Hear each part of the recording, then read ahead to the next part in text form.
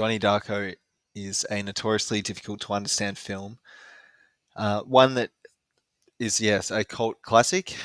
People seem to enjoy the style, the mood, the soundtrack, and the general vibe of the film. They like the humor, but are often confused by the time travel elements, uh, particularly Roberta Sparrow, and then the ending of the film, and how their time seems to be a loop, and then often think, well, I need to go back and watch this again to understand the film.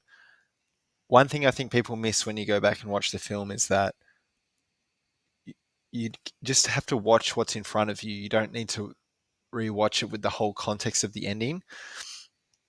The whole time travel thing is not really about time actually looping back. It's about the cycles that people are stuck in and how progress is impossible because people have reached this limit of their potential.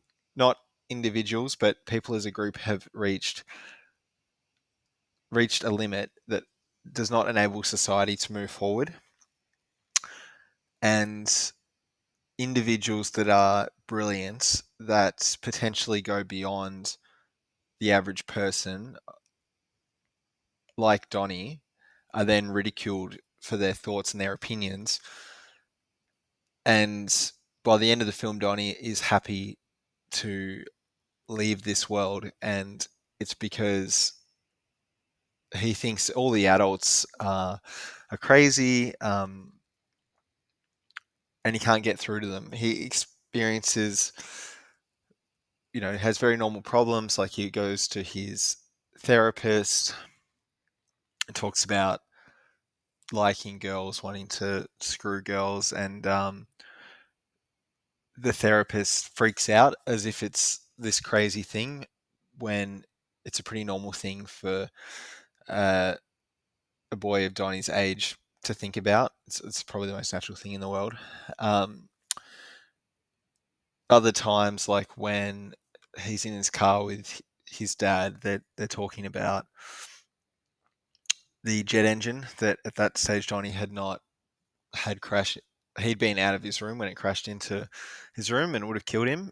And he's driving home with his dad. They seem to have a good rapport, but his dad says to him, well, that's something you can talk about with your therapist, missing a key opportunity that is right there, that he can be the one to talk to Donnie. And I think people like Donnie who watch this film and relate to it feel that as it's your parents or the other people around you, they refuse to understand you. And it's the parents, teachers, therapists, people who have a position of authority in society. And as Donnie is only 17 or 18 in this film, it's like, yes, he believes he's correct, but you don't really have that full confidence because you haven't matured into a full adult. So he's having these conversations with his parents and his therapist teachers, and they can't give him the answers that he needs, and it frustrates him.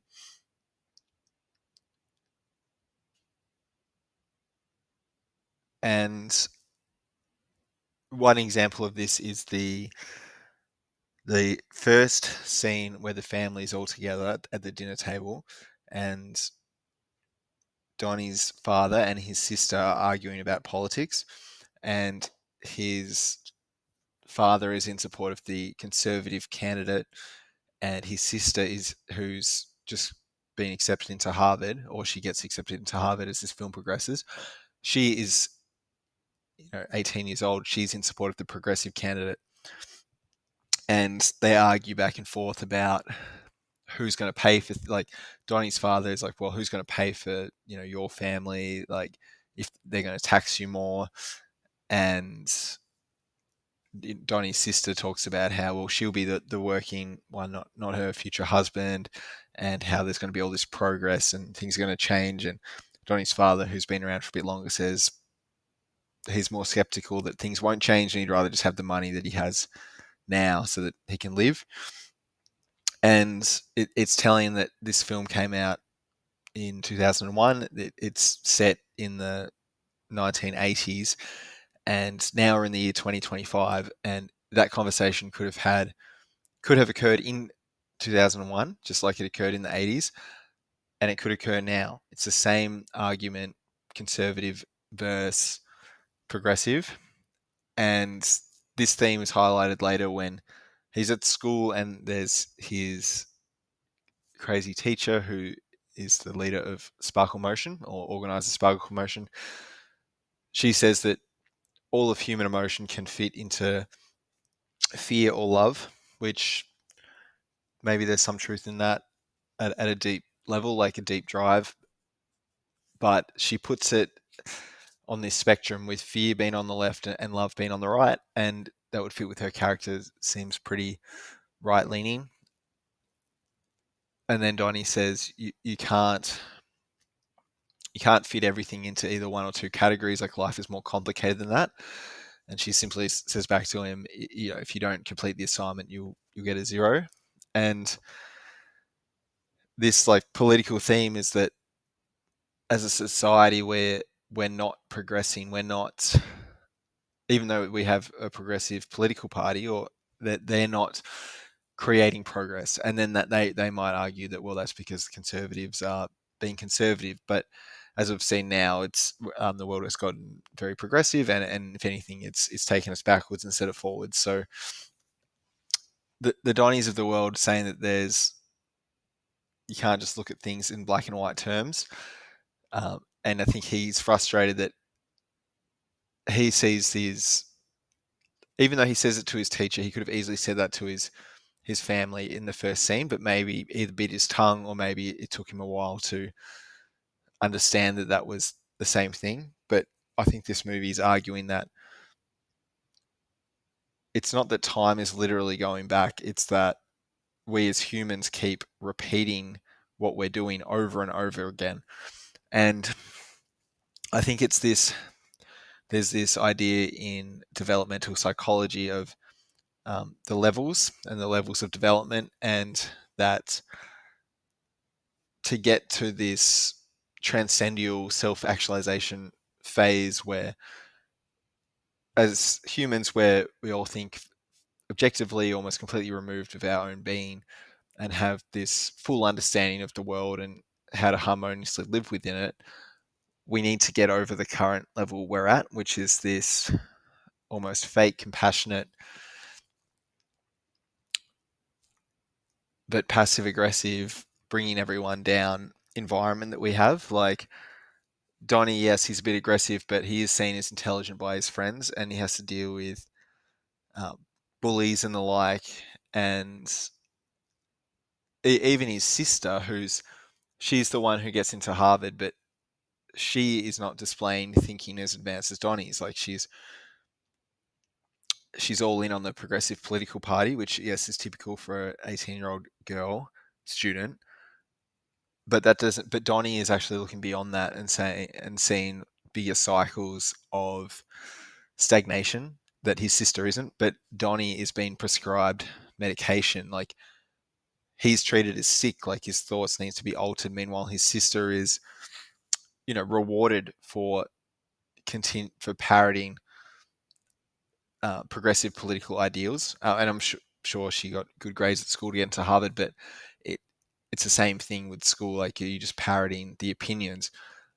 And we see that with Donnie's English teacher, portrayed by Drew Barrymore, where she wants to challenge the students by giving them material and make them think. And she's challenging them in class. She's saying some controversial things that, like, when Jenna Malone steps in and she says, sit next to the boy you think is the cutest, which, you'd probably never hear in a classroom, but it's thought provoking. And she's just trying to throw things at the students to get them to think. And the price she pays for that is getting fired because the status quo doesn't like that. So, in a sense, Drew Barrymore's character can be a foil for Donnie, in that in her environment, the teacher environment, she's trying to push the boundaries, and then she gets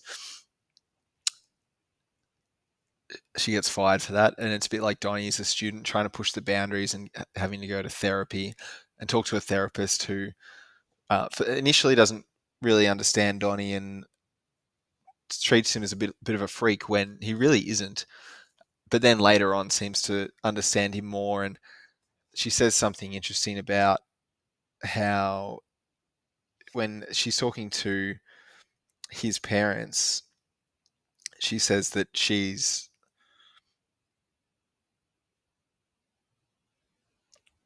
what does she say? She says that Donnie perceives fear, and he perceives fear in the world, and he's reacting to that.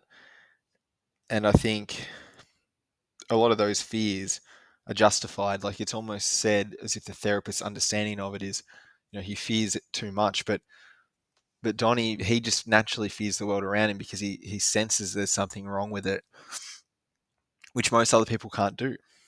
For example, when he's in the cinema and he goes off, he's in the cinema alone with his girlfriend, played by Jen Malone, and then there's Frank, the rabbit, and Frank tells him to go, and I think that's when he goes and burns Patrick Swayze's house. But Jen Malone is just sort of asleep through the whole movie, which I guess is symbolic for her not seeing what's going on. But Donnie doesn't. He's awake and he knows what's going on, and it disturbs him. Even his girlfriend's character, she's stuck in her own cycles with her stepdad having murdered her mother. I think murdered, at least stabbed. And what seems to happen is that whenever he gets back on the scene, she runs to Donnie. And even in their first meeting, Donnie says that he's been in the mental hospital and he's got his own issues. And then it doesn't scare her away. It draws her to him. And yes, Donnie is the protagonist. He's a very likable character. He's often correct in things that he says in this film. But for her character that's one of the first things she hears about him, is that he's also considered mentally unwell. And when her mentally unwell stepdad keeps coming around, her response is to go to Donnie. And that's something that you don't really see mentioned a lot, but it's she's continuing that own cycle of abuse. I mean, Donnie doesn't abuse her, but then I guess she does die under when she's with him. So it's it's the same thing. It's like life is horrible. It's horrible to live in if you're like Donnie, or if you're curious about the world and intelligent. If you observe these thoughts, you'll be treated as a lunatic. They'll say, "Oh, well, you're very capable," but some of these thoughts are not. They don't jive with the status quo. Even his parents, like his mum, is sympathetic towards him. She wants the best for him, but she doesn't quite fully understand him. Like they don't fully connect in that you don't see them verbally confirm that they're on the same page. She's affectionate towards him and says, that she loves him and that she cares for him, but it's not that full understand, like that complete understanding that someone of Donnie's intellect is looking for. He's looking, he's out in the world and he's asking questions, and they're not being answered, and it's just making him more and more depressed and desperate. And he tries to find out about this time travel thing with Roberta Sparrow. He's looking into the nature of his reality, and he doesn't like what he sees.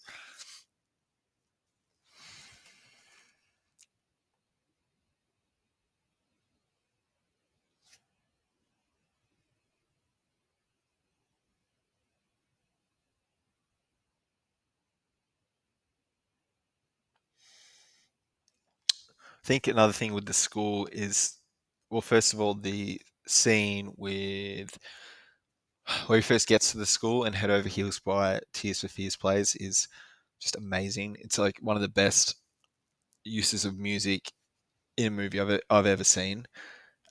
It's just this dreamy like representation of what you think a high school would be like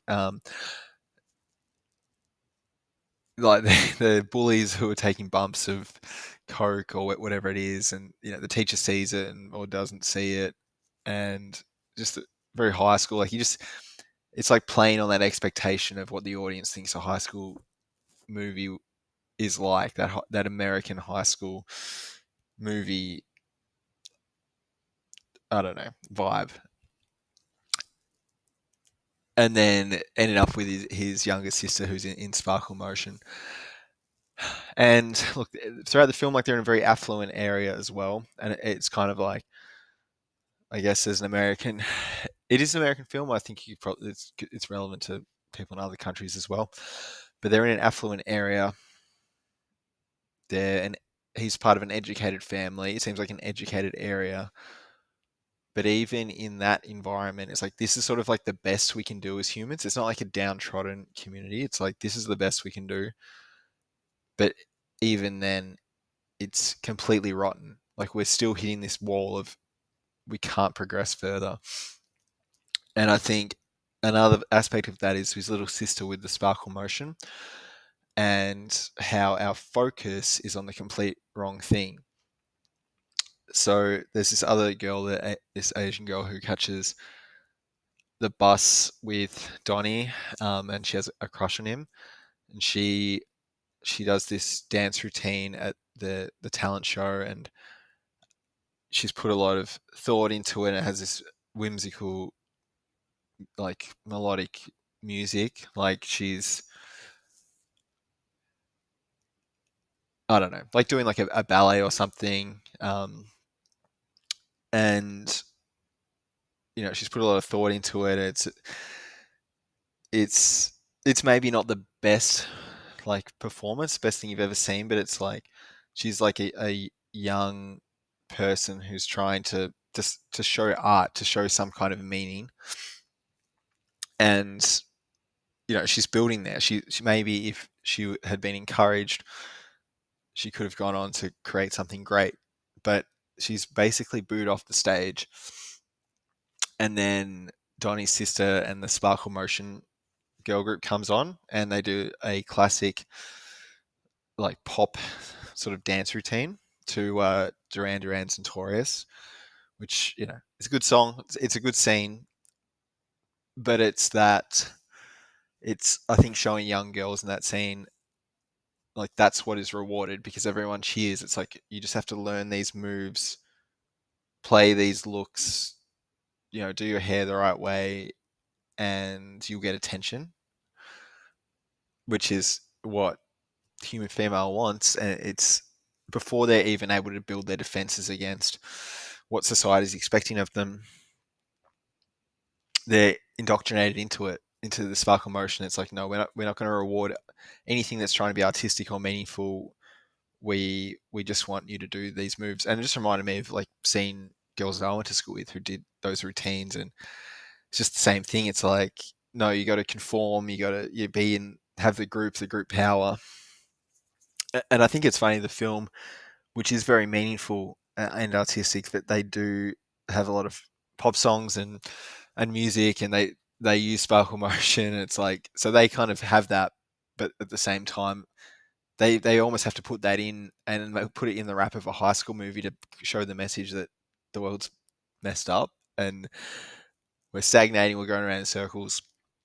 And the use of music is so good in this film. I think the use of Mad World at the end, in the end montage where everyone's waking up, is amazing. And something I didn't really get until this rewatch was the line when people, there's the line where they go to school and the teacher sees right through you, which is like Donnie in this whole movie. He's like telling people exactly what he's thinking. It's like they just don't get it. It's a very relatable experience. Like a lot of people are very limited and are incapable of even listening when someone brilliant is just telling them what's going on. But that line, when people run in circles, it's a very, very mad world, and it's people running in circles, repeating themselves day after day. And as a society, year after year, decade after decade, we're just doing the same thing, and we're incapable of advancing. And if anything, we're going backwards. And I think having realized all this over the course of the film, Donnie embraces his death while he's laughing, because he knows that this world's not for him, and he learns to accept his death. But overall, phenomenal film. Might have more to say on it at a later date.